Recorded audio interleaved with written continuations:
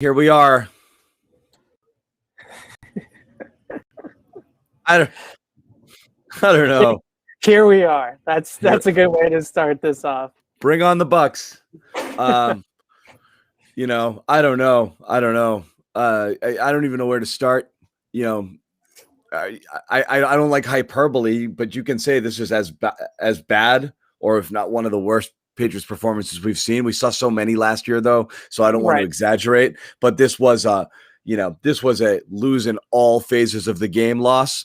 And in such a complete and total way, begs the question: what, if anything, of the Patriots? I mean, again, defense did some things, but again, a 75 play drive when you absolutely needed a stop, kills you. So that's it. That's the ball game here. The Patriots, bad on offense, bad on defense, bad in special teams, total failure, just an embarrassing lopsided loss to the Saints. They looked like they were outmatched, not ready to play, and they're taking steps backwards, it looks like, Evan, right now, heading into a game that I don't think anybody really wants to see play out on the field the way this team is playing right now. So this is what I'll say. The level-headed response to this game is that we're 3 games into a massive rebuild, right? On both sides of the football, a lot of new faces, a complete overhaul for the Patriots in a lot of ways, with the aggressive offseason in free agency, with the first-round quarterback. The level-headed response is to give the old relax, but the Aaron Rodgers special, right? And sit here and say, let's all relax. But what I'm seeing out of this team right now on both offense and defense that's more troublesome than any gap in talent that they might have against a particular opponent is just philosophically on offense and defense. I'm a little bit confused as to what they're doing, right? I entirely. Yeah. Who are they and who do they want to be? There is zero. There's not even anything resembling an identity here. Right. So I want to say level-headedly that it's 3 games into the season. 1-2 is far from an insurmountable hole, right? They can easily turn this around. And in the past, the Patriots have had slow starts to the season. But I sit here and I say, wow, okay, the offense that they're running right now is a training camp offense. These are plays that they run in training camp where there's no window dressing, there's no different looks, there's no unique packages with their new weapons. This is just straight football, right? 11 on 11, our guys against your guys. And when you don't have a huge gap in talent, when you're not way better than the other guys that you're going up against on the other side of the football, you need some fluff from your offensive coordinator, right? You need some tricks, you need some gadgets, you need some gizmos. You can't just go out there and line up 5 eligible receivers, drop Mac Jones back to pass, and expect to overwhelm the opponent with 07 Randy Moss, because you don't have that guy on this offense. So where is the misdirection? Where is the motion? Where is even play action or just deceptiveness or anything of that kind? And tempo, right? Right before the half, they finally get into a 2-minute drive and they go tempo and they actually move the football, right? And I just, offensively, I'm just really scratching my head as to what is where is Josh McDaniels unique right now with his designing or play calling. It's not just the play calling, the situational play calls. I asked Mac Jones in his post-game press conference about the red zone runs, and he took some of the responsibility for a few of those. He said, I changed the play at the line of scrimmage a couple of times when I shouldn't have, and I should have stuck with the original play. So maybe you can let McDaniels off the hook a little bit on some of those because of that. But overall, I just want to know from an offensive standpoint, where is the exotic stuff, right? Where is the unique stuff? Where is the flair?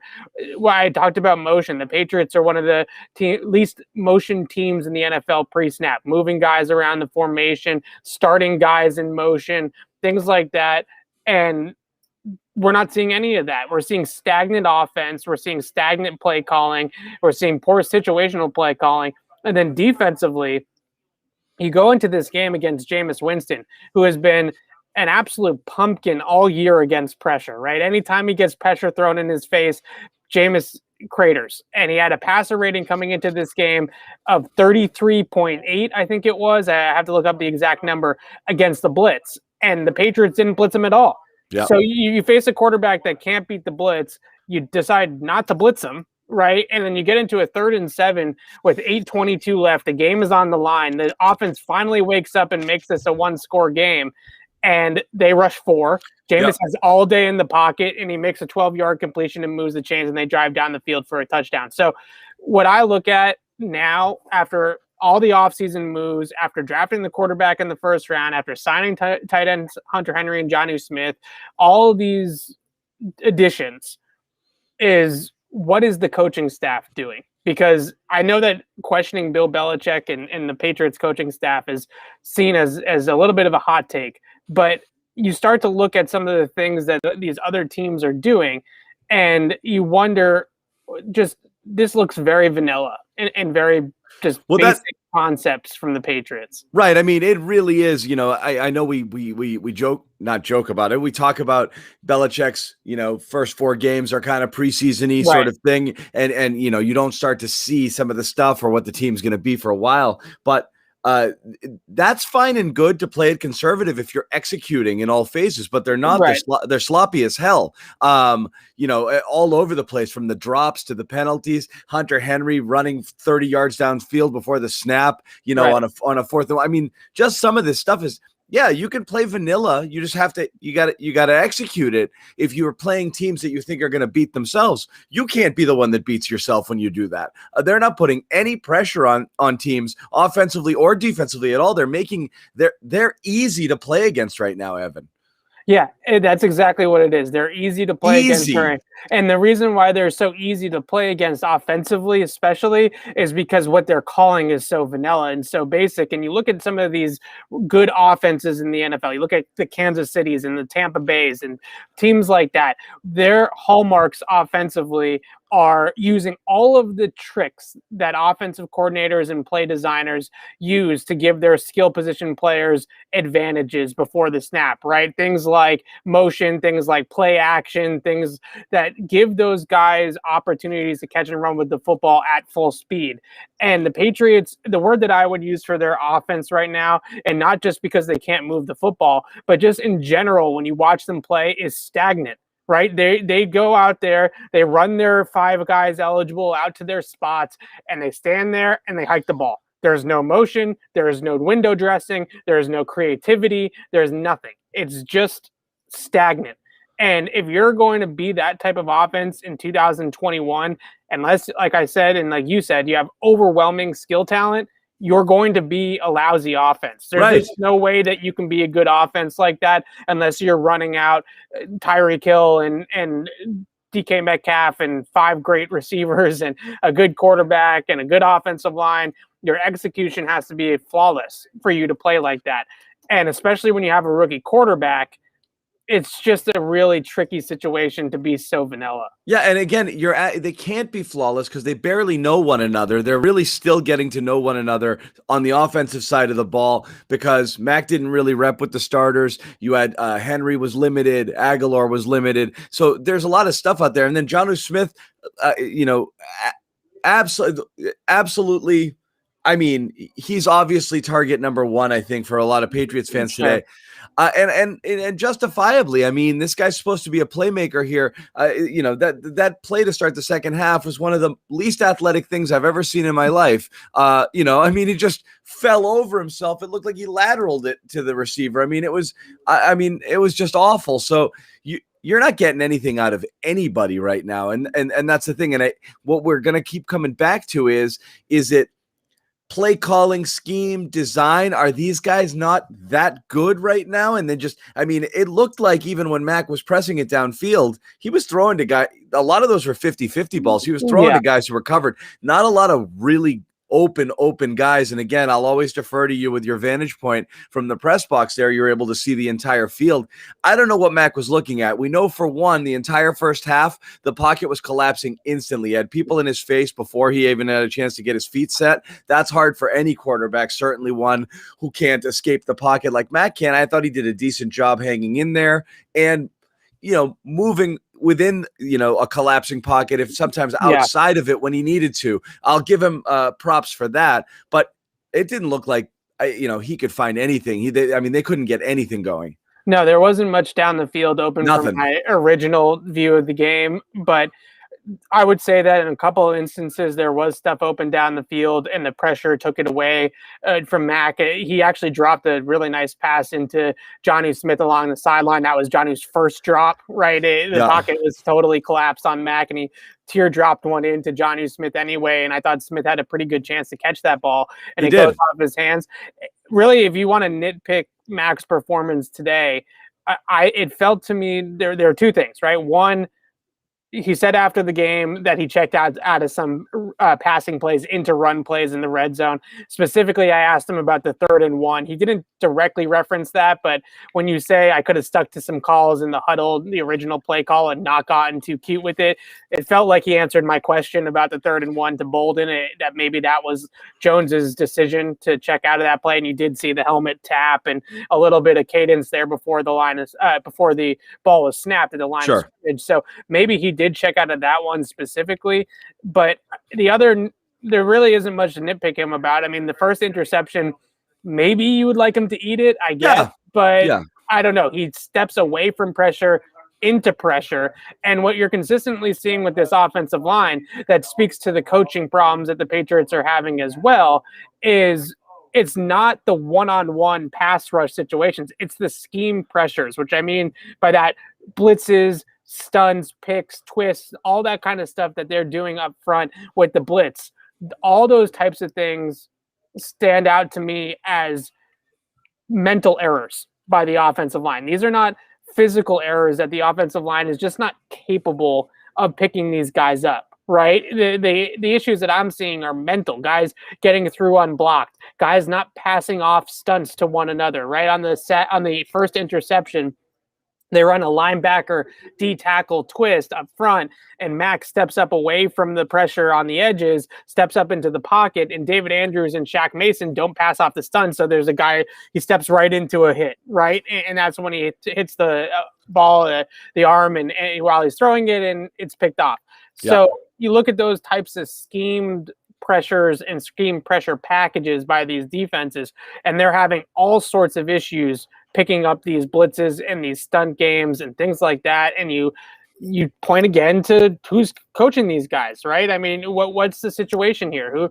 Who is getting these guys mentally ready for these types of situations? Because I really don't think the offensive line issues are that physical. Like, you don't just lose Trent Brown and one guy is a house of cards and the whole thing comes crashing down. But I don't think it's unlikely. I don't think anybody is playing at the level that we expected them to. I don't think Wynn has had a particularly good season. Obviously, you've got the issue at the right tackle spot there, and that's been a problem. But it looks like it's kind of caving in from everywhere. I don't know if you're grading out lineman by lineman on all of their pass pro, but let's just put it this way: it's a line. When something is supposed to be considered a strength and it's a borderline weakness right now, I don't think it's all attributable to just one person. And that's very concerning because you couldn't check a lot of boxes on this team before the season began and say, we're good here. Okay. And I know tackle depth was an issue and it's already being strained early in the year. And certainly that's a problem, but the line is not. It was supposed to be a top 5 line, and it's not. It's not opening holes, and it's not protecting nearly as well as it needs to. And that's definitely a concern for a quarterback who needs to be protected. He needs to have a pocket to throw. Yeah, and he's, like you said, a pocket passer, right? This is not a mobile quarterback, and not that even mobile quarterbacks would necessarily do a ton with the pressure that he's facing. But in order to have Mac Jones succeed, he's going to have to be protected well. And right now what we're seeing is just a complete breakdown on the offensive line. And I come back to the first point that I was making was this is a lot of this to me with the offensive line right now is continuity, chemistry, mental type of issues, right? It's not one-on-one physical battles lost. And this is another unit with the offensive line, in my mind, that is underperforming. I think their talent is better than what they're performing at right now, especially the other 4 guys on the line. You can say what you want about the right tackle position, but Shaq Mason, David Andrews, Mike Onwenu, and Isaiah Wynn are solid NFL offensive linemen, and they're not getting it done. So it looks to me like this is an underperforming unit, which in that case, points again, I think, to the coaching that they're getting, right? And we've talked about it a little bit, but here we go. We made it 3 games without mentioning Skarnecchia, but you're going to do it here. I was going to do that in a second. I was going to start with Cole Popovich opting out of the season, right? Yeah. Cole Popovich, Patriots co-offensive line coach, along with Carmen Brasillo, couple days before training camp, decides he's not going to get vaxxed and he opts out of the season, right? Yep, and that will put all of it on Brasillo's shoulders. Then they bring in Billy Yates, who's a former NFL offensive lineman. The Patriots players, the O-line guys, they've been heaping praise on Billy Yates, saying how great he is and things like that. And yeah, you do talk about a couple of years ago, they got by without it at times last year, it felt like, but Dante Scarnecchia's retirement, and maybe you look at some of this coaching turnover as well starting to rear its ugly head with the Patriots is also, because I don't think this offensive line talent-wise is as bad as they're currently playing. And Ashton, that is a very good second guess 3 weeks into the season, right? You paying those 3 guys big money, you let Joe Thuney walk in the offseason, and you do wonder what would this product look better if they had kept that interior 3 together. Now, they tried to be fair, in full transparency, they tried to keep Joe Thuney anyways, right? They had all this money to throw around, and they tried bidding war with Kansas City to keep Joe Thuney, and the money just got absolutely crazy. So I don't know if necessarily it was a lack of effort by any means on the part of the Patriots to keep Joe Thuney.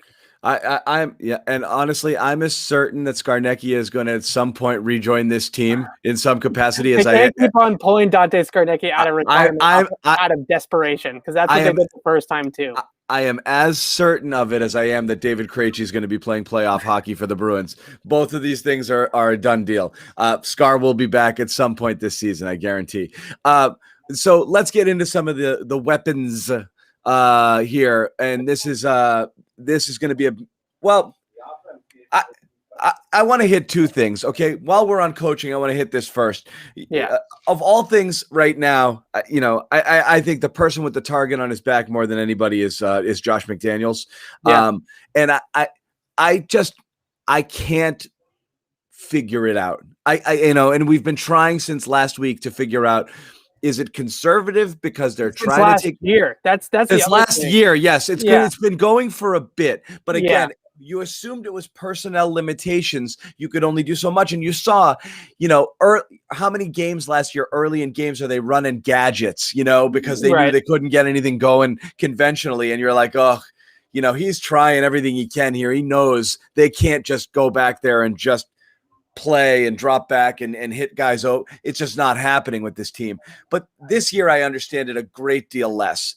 A rookie or no rookie, again, I don't think Mac Jones is any worse than today a starting NFL caliber quarterback. He's better than 7, 8, 10 people starting right now, even despite the fact that he's still learning things on the fly. So just play freaking football, I am so confused by what's happening on that side of the ball. I can't understand it at all. Yeah, yesterday my lead in my mailbag was taking aim a little bit at Josh McDaniels, because the point that I want to stress and hammer home is that we are going on 26 games, almost 2 full seasons of this vanilla play calling, of this lack of offense since week 11, 2019. Back to Brady's last year. Right. Exactly. So, which is halfway through Brady's year. Last year, right after that Baltimore game, the Patriots head into the bye week. They come out of that bye week and they play Philadelphia, and they put together one of the worst offensive performances that we've seen in the Brady era, right? And since in that 26 game sample, the Patriots are 27th in the NFL in points per game, 27th. So this goes back to 7 games of Brady, 16 games with Cam Newton, now 3 games of Mac Jones, a slew of different skill players in there, offensive line, run game. They've tried everything, right? And we can only sit here and blame the talent and the personnel so much, right? We can only blame the players so much. At some point, you've changed the quarterback and all the personnel on the offensive side of the ball, and right. McDaniels has stuff to work with now. And that's what I keep on harping on. Last year, and Las Vegas with the Raiders. Nelson Aguilar had 900 yards and 8 touchdowns with the Raiders. And that offense, Darren Waller is their number one, right? He's a great player, but that offense is not the '07 Patriots, right? They don't have skill talent all over the field. So it wasn't like he was wide open all the time because they were worried about other guys. Nelson Aguilar, 900 yards, 8 touchdowns. Last year with Tennessee, Johnny Smith, 9 touchdowns in the red zone. Last year with the Chargers, Hunter Henry, almost 700 receiving yards, 6 touchdowns. Kendrick Bourne, 650 receiving yards with San Francisco. These are NFL skill talent players. These are NFL pass catchers. These are not Demir Bird. This is not, Ryan Izzo. We're not in that category anymore. They have real offensive playmakers, and they are not making plays. And at some point, you have to sit back and look at the offensive coordinator. But I'll go back just to be fair and be impartial a little bit here to my initial point, which is the level-headed response is to remain patient with this, right? And sit back and say, in the big picture, this is 3 games into Mac Jones's career, and there's a really long way to go. But what I keep on harping or coming back to is that 26-game sample that I just mentioned. At the philosophy of the play calling just is not. That's the thing is it's not just Mac Jones or the playmaker. It's everything. Yeah. Right. You saw it with Cam, you saw it with Brady, you're seeing it with Mac, you're seeing it with different backs, different receivers. It's baffling at this point. And again, you're trying to resist hyperbole and trying to resist overreacting. But at what point does a person who was a young, innovative, fresh play caller, you start to wonder, does he need to change it up a little bit? You start to wonder, because a lot of these guys, not to cut you off, but a lot of these guys, John Gruden, Mike McCarthy in Green Bay, they burn out. They burn out, and you can only be innovative for so long. Exactly. Right. Like you've only got so many good ideas. At some point you wonder, you need some kind of, this is why you see so many like high school coaches and college coaches kind of come into these coordinator type roles, because they're doing different things and more innovative sort of stuff. And the Patriots are stuck in the mud right now with the offense. Yeah. And early on in this game, and look, I don't know. Only Josh McDaniels and Mac Jones really know if those play calls in the huddle were passes or throws, right? I have no idea. But in the first quarter, they're getting 2 high shells from the Saints, which with the Patriots, especially when you get too high look, when you get those safeties both up and one of them's not in the box, that's an immediate check to a run, right? Yeah. They always, especially on first down, they always run it against 2 high shells. Today, they were throwing against 2 high shells, running against 1 high, right? It was all backwards, right? Yeah, it's almost like maybe that some of that is on the rookie, right? Maybe some of that is on Mac.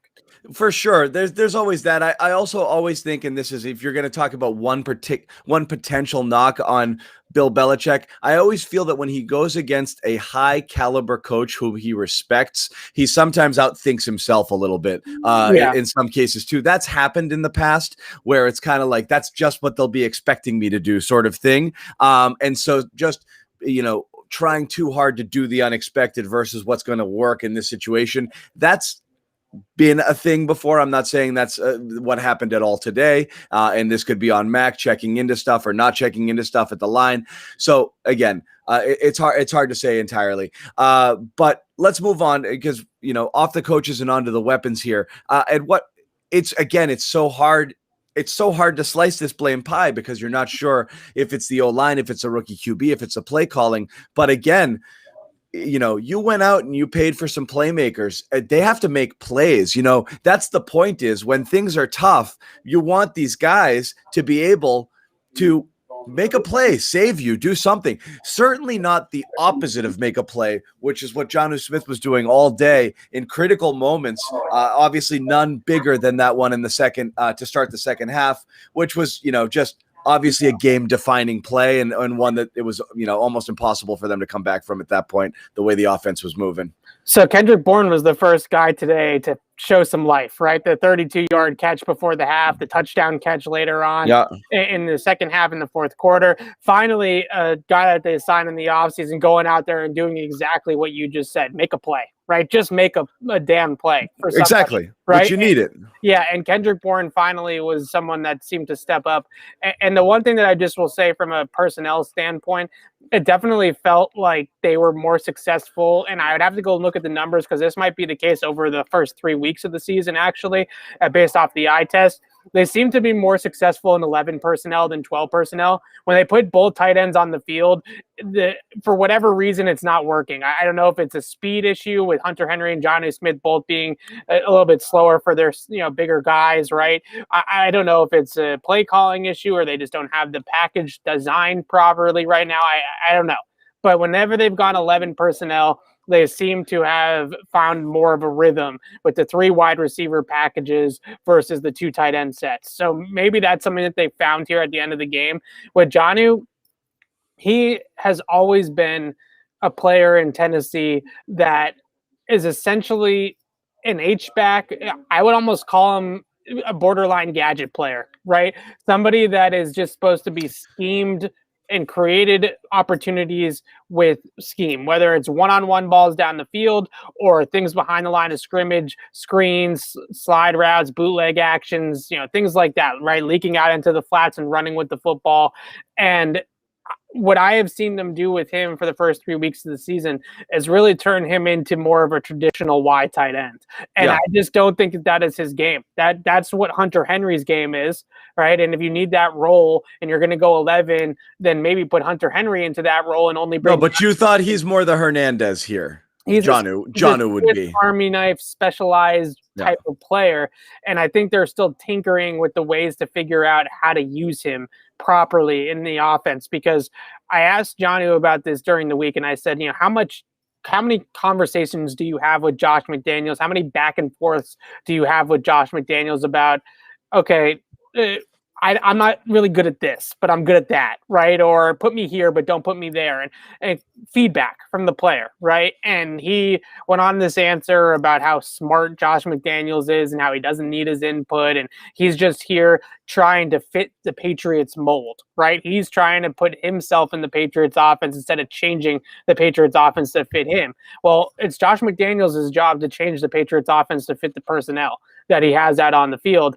And right now, I think they're putting a round hole in a square peg at times with John, or opposite of that, right? With Jonnu out there, just trying to turn him into a more conventional tight end, when in reality, he's a do-it-all type of player, right? He's somebody that should really have the ball in his hands and run with it more than, okay, it's man coverage, go beat your guy on a nice route or cross over the middle, fight through some contact, get the football and run with it like he did on the play that they were trying to do on the play that he went to the pick 6. But right? This is all fine and good, Evan, and your assessment of Jonnu, in the type of player he is and the type of player he needs to be for this team is spot on. But what?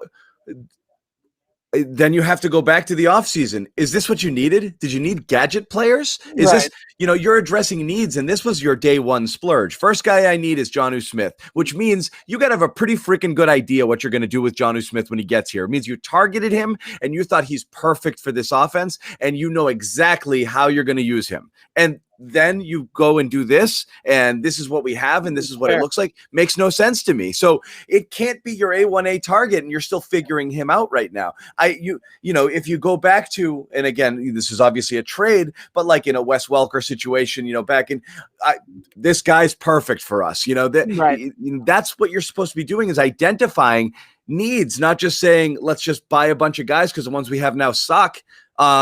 So as the day one, hour one, moment one signing of this team, it's so bizarre to me that this is what's happening with Jonnu right now. I thought he'd be the switch to Army knife, but he'd get the ball in his hands 10, 12 times a game on a bunch of creative things. And as you said, maybe some jet sweeps going across the field, being able to run after the catch.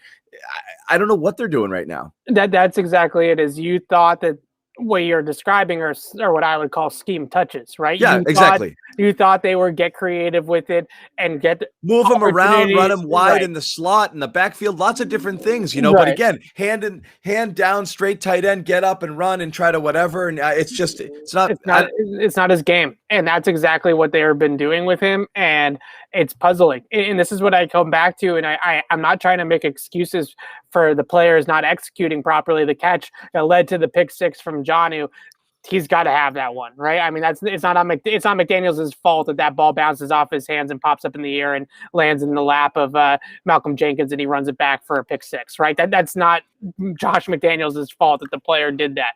But putting him in a position to succeed is what Josh McDaniels' job is, and that's not necessarily putting Johnny Smith in positions to succeed. And I hope that they found something with that 11 personnel package today in the second half. It felt like putting Kendrick Bourne in the game, going 3 wide and running with a little bit of tempo is something that they found to be successful and really led to that touchdown drive. And actually, in the 2 minute before the half, that was all 11 personnel too.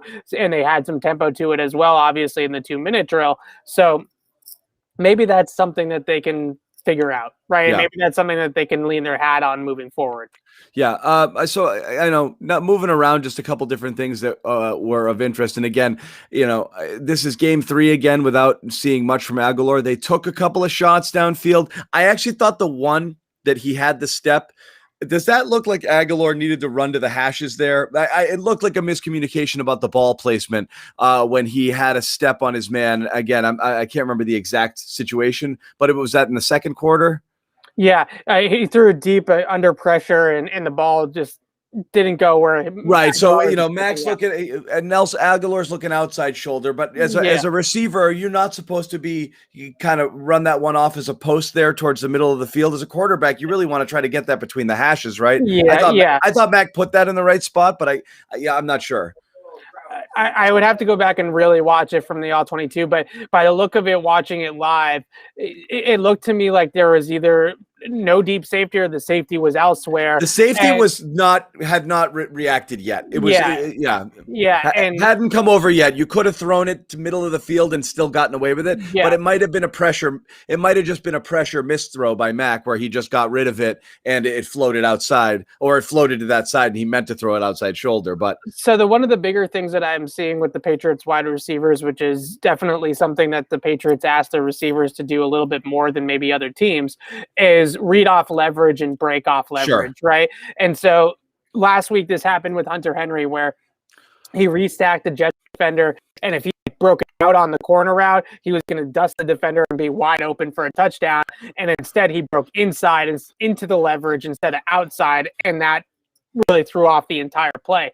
The play with Aguilar down the field felt like the corner was sitting outside of him and he broke into the leverage instead of breaking inside away from it. So that is often easier in a lot of ways for the quarterback to read out than the receiver, right? Because the quarterback is seeing it from his vantage point, is able to see the body positioning of all the defenders.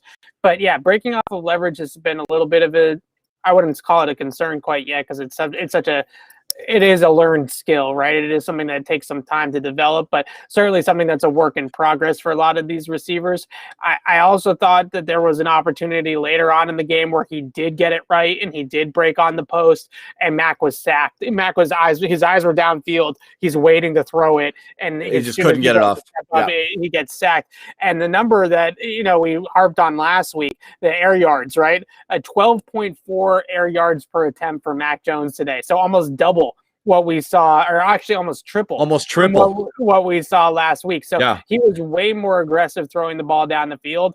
And like I said, they took shots like at Aguilar. They took a few this week. So that's good. Again, part of it is a time issue. A couple of them are just a touch long, but definitely took a shot or two, which is better at least, because you're trying to incorporate him into the game, doing the things that he does best. So if you're going to take, I'll view this as a little bit negative, and I'll view this in both columns. You want to see more from Aguilar, but at least they're starting to try to get him the ball downfield, and the air yard certainly was a little bit more encouraging. I still think, though, through 3 games, Mac has not thrown into the end zone.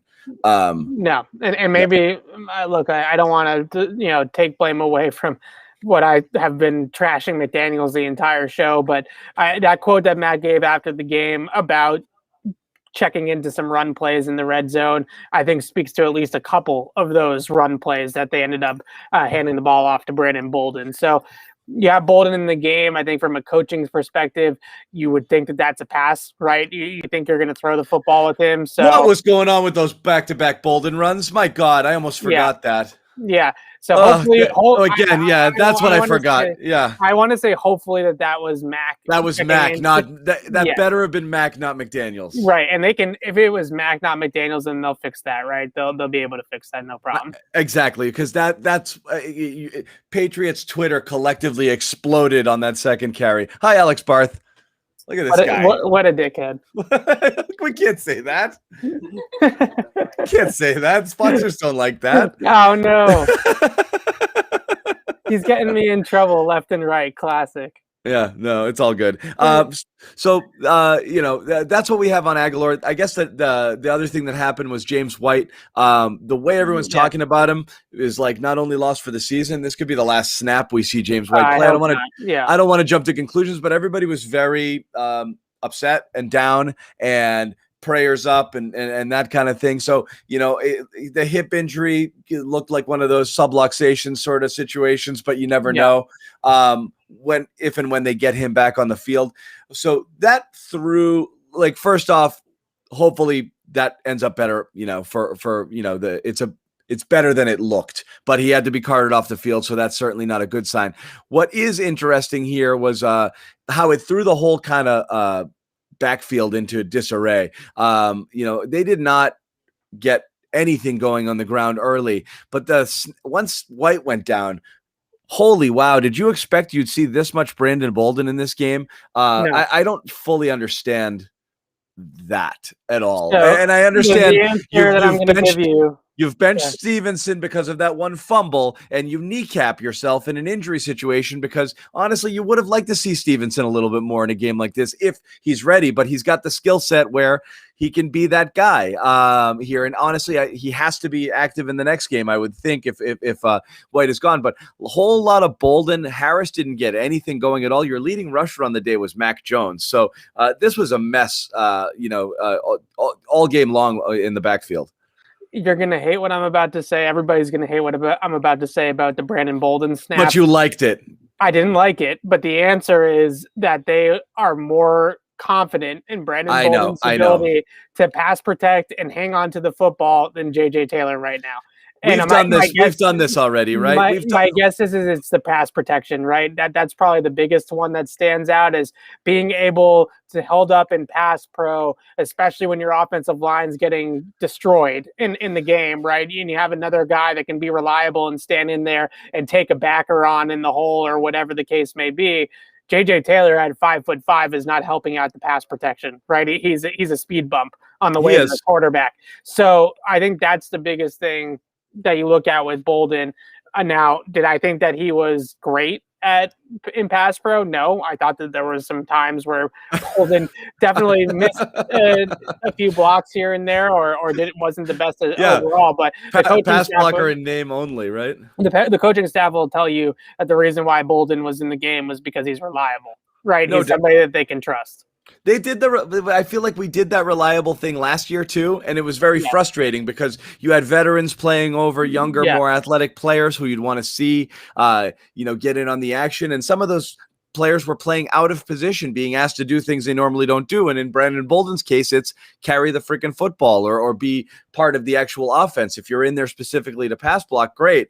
But incidentally, you're going to end up with the ball in your hands from time to time if you're on the field for that many snaps. And that's what happened. And he's just not a playmaker. And right now they're just wanting for playmakers, and they need more of them on the field wherever they can get them. So I get the rationale behind it, but it's another kind of a curious situation. So now, Evan, all right, we're talking Bucks already. Okay, can we talk defense real quick? Just before fine. Defense was okay. You got 30 seconds. Defense. No, go ahead. Defense held them in the game, 14 points, right? Until the end of the game there. They kept the Patriots in the game. I thought Matt Judon, who has all summer long held this torch and has now continued to hold the torch into the regular season, the best free agent signing Bill Belichick made this offseason. Clearly. Matthew Judon, a great player, was great again today. 3rd and 7, 8:22, game is on the line. You get rush 4, you get nobody home, and they get a 3rd and 12. They get a 12-yard completion on 3rd and 7. They move the chains. That's when the game was lost. So, and what on the big picture, right, macro look, the defense looks much better than the offense. The micro look is the defense still can't stop them when they absolutely had to at the end of the game. And again, so it's easy to point to the Damian Harris fumble against Miami as the reason they lost, but ultimately that drive where they took it right down the field and scored was one where you got to be able to stop a team like that. And again, here, when you make this a 1-score game, you let them shove it down your throat in this game. And those two things were the game in both cases. I mean, there's no guarantee that you're going to come back and score and get the 2 points here, but you gave yourself no chance. Exactly. So the defense did not step up when it needed to. And yes, we are now going to begin what is going to be 8 straight days. John's favorite week of the year. I don't like it because what are we going to talk about? Like, there is no, what do you talk about even? How do the Patriots keep this a game? Yeah, I mean, so the what's funny is based off of everything we know with the Patriots, it's very likely that it'll be way more competitive than we expect it to be because they'll figure out a way. But there's just no vibe and no hype to this game other than I get to see my favorite player Tom return to New England. Like that's about it at this point. Because what else are you looking for? You're looking for a win. You're looking for the Mac versus Brady thing. I think McCourty had the best soundbite after the game. Like, we're not good enough to be thinking about headlines or what anybody is talking about regarding this game. And they're not. Like, you could get excited if it was like, okay, Patriots are playing pretty well. Let's see this game. Right now, it's just trepidation. It's, okay, there's Tom Brady, and he's going to come in and he's going to put up 70 points, and you're going to, as bad as you feel now, I think Patriots fans are worried that they're going to feel 100 times worse, come Sunday night next week. Yeah, it's not a bad stance to take that the Patriots are simply not good enough to really get super hyped up about this game, other than Tom Brady coming back. Right, it's hard to. It actually takes a lot of the steam out of the game. It does. Now, what I would look at it this way, and something that I wanted to hit on with Mac Jones today, the one inspiring thing about what I thought Mac Jones did today was he showed some pretty good resiliency, right? He got killed early on in this game, threw his first interception of his career in the NFL, and he did come back, right? He did punch back in the fourth quarter and showed some cojones there at the end of the game to make it a 1-score game.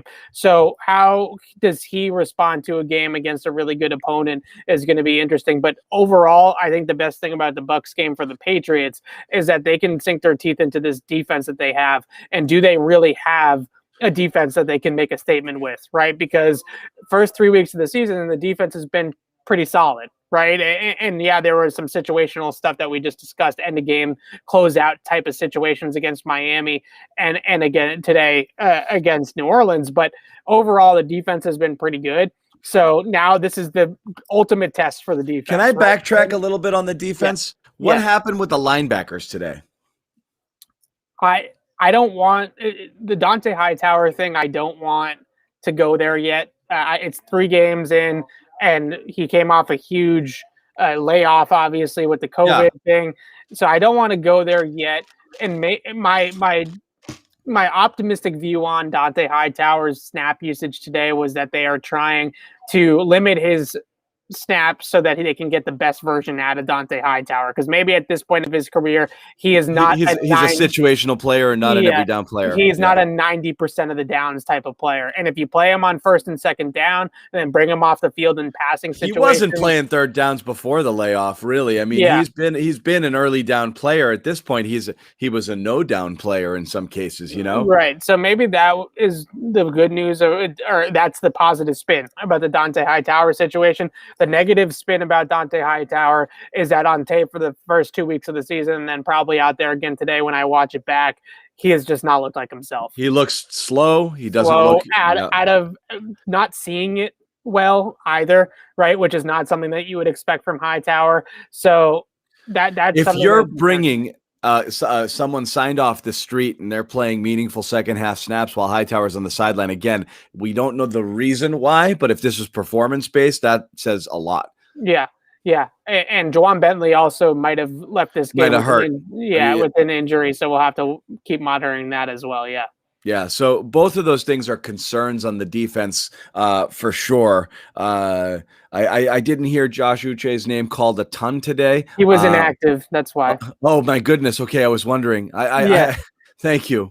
It's a lot of moving parts. I get it. I missed the Uche inactive, so I was wondering what happened there. So they're behind. They were. Was that a injury inactive or was that a? So he was inactive with a back injury, and when they came into the game without Josh Uche, missed it. I figured that Chase Winovich would step into that role and they wouldn't see a huge drop off from Winovich to Uche. Right. It did. Uche through the first 2 weeks of the season, second in the league in pass rush win rate. He's been very, very good in the pass rush for the Patriots. Not very good run player. That's why he's not playing more. But in the rush, he's been particularly productive. And not having him out there, we might have felt it a little bit, especially with how conservative they were playing it defensively as well. And I think Kraft is probably a little bit pissed off. I'm not going to lie. I think he's probably looking at his wallet and his bank statements right now, being like, "What the heck did we do?" Yeah. Well, this is the thing. It's and that's what's a little it's not just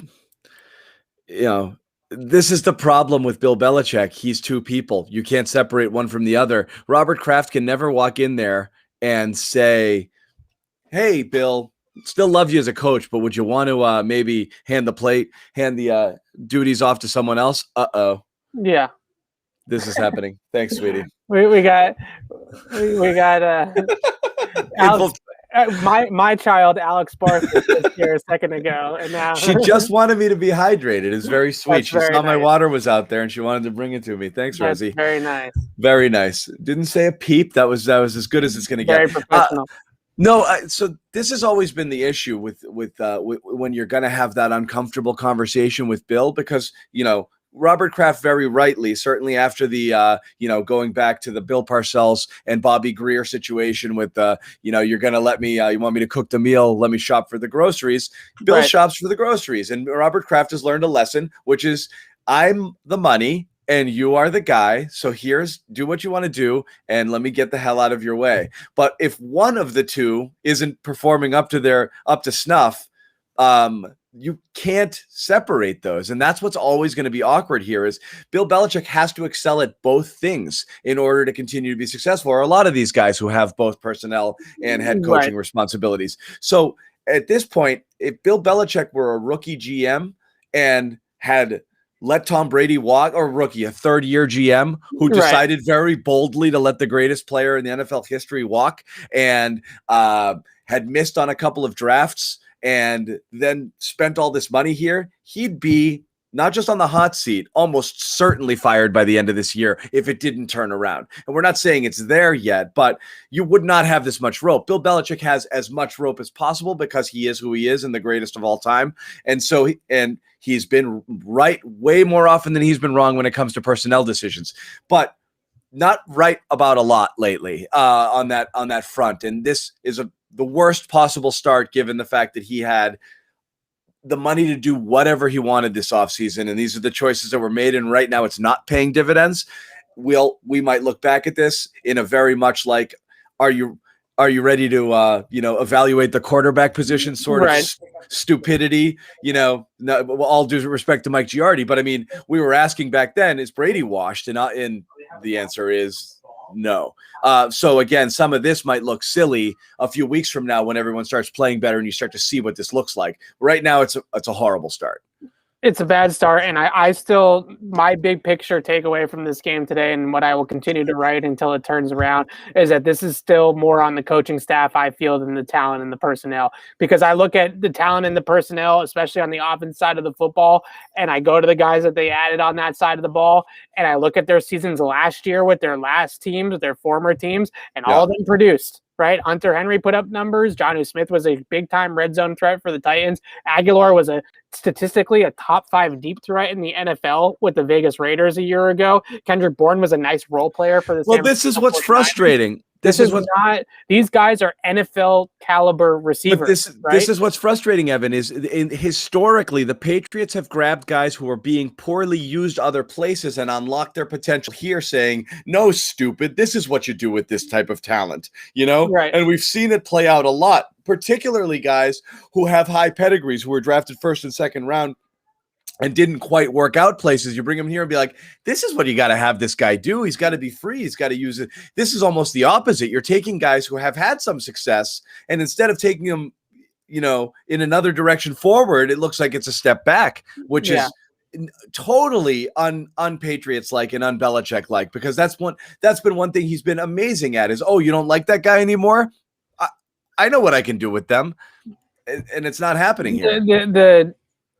The seeds are being planted. Let's revisit this 8-10 weeks from now. And if the Patriots are still looking like an anemic offense, despite all of these guys that they've added in the offseason, then you don't blame this all on Nelson Aguilar and Kendrick Bourne and Hunter Henry and Jonnu Smith, right? Look at the guys above those guys. They're the ones, the decision makers, right? The guys making the decisions, making the game plans, calling the plays. All of those guys to me are more on the hot seat, if you will, right? The proverbial hot seat, as we like to call it, than Nelson Aguilar is, or Jonnu Smith is after a bad game today. You have to start to look at, did they make the right decisions in the offseason? Are they using the personnel properly? Those are the bigger picture questions that we're going to be asking if this continues and we see this 10, 12 weeks from now as well, and we're still in the same rut offensively that they're in now. Then we're going to be talking about the decision makers way more than we're going to be talking about the individual players. And you have to think so. And I do think right now, the ire is split both places, but I think it's the two things we talked last week. It's frustration because it's been going on for a while, and this dates back to almost the midway point of the 2019 season. And impatience at this point. It's just far longer than any Patriots fan has had to go, watching a team not really be able to figure themselves out. I don't think a lot of the ire yet has fallen on Mac Jones. I do think the general vibe around Mac is, while he's not perfect, he is doing the most that he can with a lot of situations, but you still want to see him play better. But he gets a pass because he's in the third game of his rookie, of his NFL career, straight out of college. So again, it's really hard to hold to a super high standard. The other guys and the coaches, for sure, you're expecting more. So, we didn't make this all about Tom Brady and Tampa. As I said, I'm not super psyched about this preview because it's just going to be, oh, remember how awesome Tom Brady was, and did Bill make a huge mistake? And look, it's the scoreboard already reads Brady 1, Bill 0 in a resounding way. There's no reason to revisit. There's no reason to spend a week talking about it. We know what happened. Oh, we will, though. We will. Well, but we know what happened. We won't necessarily, but the market will. It will happen, but it's a boring conversation. Yeah. He left. He won a Super Bowl. Brady 1, Belichick 0. And it's going to be Brady 2, Belichick 0, most likely after next Sunday. And it is what it is. But you're not really going to know until years from now whether or not the Patriots did anything that was, and how Mac's going to be and how he's going to evolve and this and that. So again, it's a silly conversation. They're going to play a really good football team, quarterbacked by Tom Brady, and they're not playing good football right now. Should be a far greater concern for most Patriots fans than Tom's coming to town. Yeah, I'm very interested to see what the crowd reaction is all game. And is there any chance that there's more cheers for Brady in that game than the Patriots? There might be, because at this point people are fed up. People aren't vibing Mac. People are, they're supporting, but the offense got booed off the field. A Mac Jones quarterbacked offense got booed off the field, and they are booing Mac and the coaches and the players and everybody.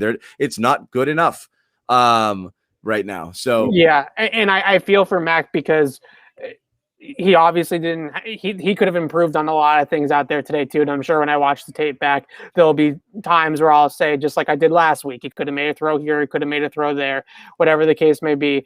But overall, from what we saw watching it live, when he was kept clean and when there wasn't immediate pressure in his face, he did make some good downfield throws today, right? And he did try to push the ball down the field more than he did last week as well. So I don't know. I feel like he took a step forward in a lot of ways today. The box score says he took a major step back with 3 turnovers, but ultimately I think Mac played as well as he's played maybe in the first 2 games. I think Miami's still his best game, but regardless, he made some more downfield reads and downfield throws today than what we saw last week, which is positive, right? That's a great sign for the Patriots moving forward. But if they cannot protect him, then none of it will matter, right? If they can't keep him clean in the pocket, then he's going to look like this and not look like the quarterback that he's capable of being. And I put it so much more on the offensive line and the pass protection than anything we saw from Mac. And again, and I'll put this one up here by Connor. It's still, I don't, like, you know me, Evan, I'm not an excuse guy. I think Mac's ready to play, and I think he can do more, and he should do more in some cases. Yeah. And it is what it is. But at the end of the day, my goodness gracious, for the Justin Fields crowd out there, and again, I'm going to put Evan and myself in that category for people who were desperate for the Patriots to trade up a couple spots and get Fields, and were pretty bummed when it ended up being Mac. Fields, 6 of 20, 68 yards today against a very good Browns defense. But honestly, Fields looked like he'd never played football in his life today. This was a confused person. He took 9 sacks. And again, Bears aren't very good. Cleveland's got a good defense. This was awful. Trey Lance still can't supplant a very average Jimmy Garoppolo. Jimmy Garoppolo is not playing better quarterback than Mac Jones is currently, and Trey Lance can't get on the field in front of him. Trevor Lawrence continues to be extremely inconsistent, and Zach Wilson, you saw Zach Wilson last week. So again, this isn't meant to do anything other than to put some things into perspective, less than to make excuses. Mac is actually doing a decent amount with a little right now, I think, because I don't like a lot of things. I don't like how the play calling. I don't like how the offensive line has been protecting him. And certainly just the weapons aren't playing up to snuff fully. So yeah, and I see in the chat that we're having a Cam Newton, Mac Jones debate. It's not a Cam Newton, Mac Jones debate. That's also silly. It's silly, and I always come back to with Cam versus Mac thing is this.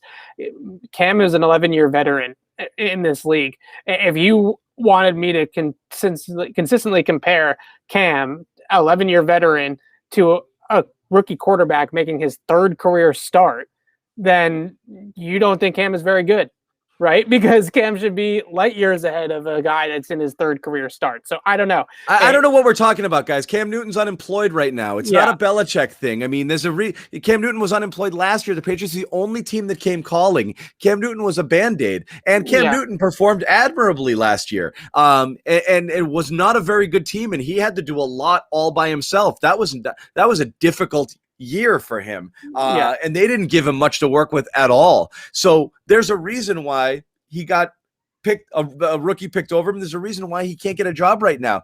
There's quarterback needy teams right now. There's injuries everywhere.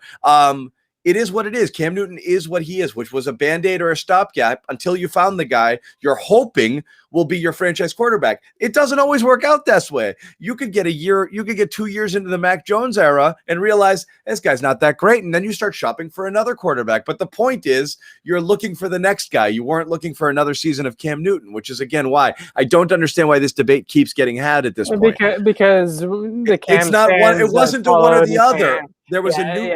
There was eventually. You're 100% right, but there's eventually going to be a quarterback of the future coming in, whether this year, next year, or whatever. That was always the plan. Cam Newton was not the long-term plan.